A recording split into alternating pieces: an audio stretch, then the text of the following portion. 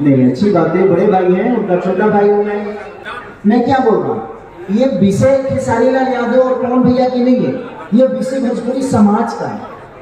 का एक भाप लगा है ना अपने भोजपुरी पे, मैं इसके लिए अपने बेटी को डाला उसमें, ताकि शुरुआत किसी ना किसी को तो करना ही पड़ेगा, क्योंकि मेरी बेटी का सपना हीरोइन बनना नहीं है, कलाकार बनना नहीं है, उसका सपना राज्य को संभालने वाला सपना है, उसका सपना कुछ अलग है, और हम लोगों ने वही रोल उसको उसमें दिया है। तो इसलिए मैंने अपनी बेटी से शुरुआत की, उसमें वो आईपीएस है। सर एक सवाल है, बहुत सारी फिल्में हैं जो पैन इंडिया बन रही है, खेसारी जी की फिल्में तो पैन इंडिया बनेगी, अलग अलग लैंग्वेज की बात देखिए। पैन इंडिया के लिए पहले पैन इंडिया का हिम्मत क्यों किया साउथ ने? इसलिए कि साउथ के लोगों ने खुद ही अपने भाषा को 300 करोड़ तक ले गए, उसके बाद उन्होंने 1000 करोड़ के लिए सोचा। तो मेरे कहने का मतलब कि पहले अपने भाषा को हम बड़ा करें, और हमें पैन इंडिया करने की जरूरत नहीं है। हम 30 करोड़ 40 करोड़ की आबादी में, अगर हमारे भाषा के लोग अगर बेहतर सिनेमा को अप्रोच करने लगे तो हमें पैन इंडिया करने की जरूरत ही नहीं है। हम इसी में 400 करोड़ का धंधा कर लेंगे और 400 करोड़ की फिल्में भी बना देंगे।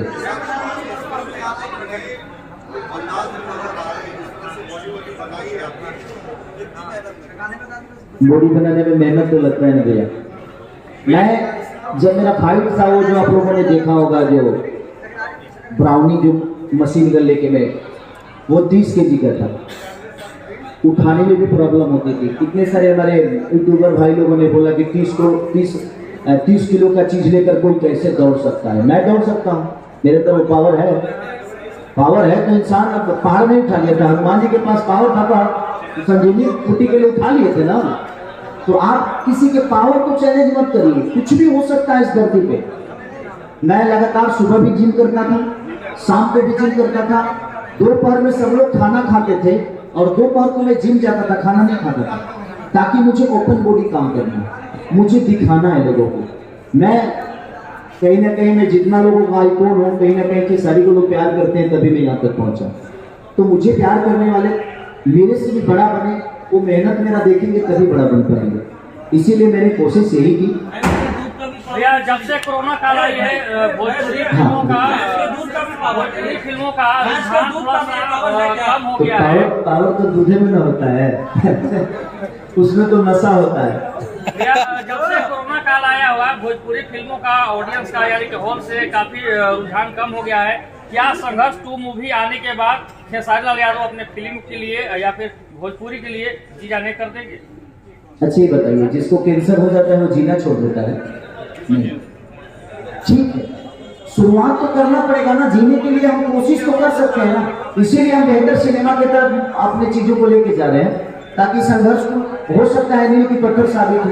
क्योंकि संघर्ष में गाने भी आपको सब सोबर मिलेंगे, उसमें खेसारी लाल की बेटी मुझसे बेहतर काम की, मेरे से अच्छा एक्टिंग कृति ने किया।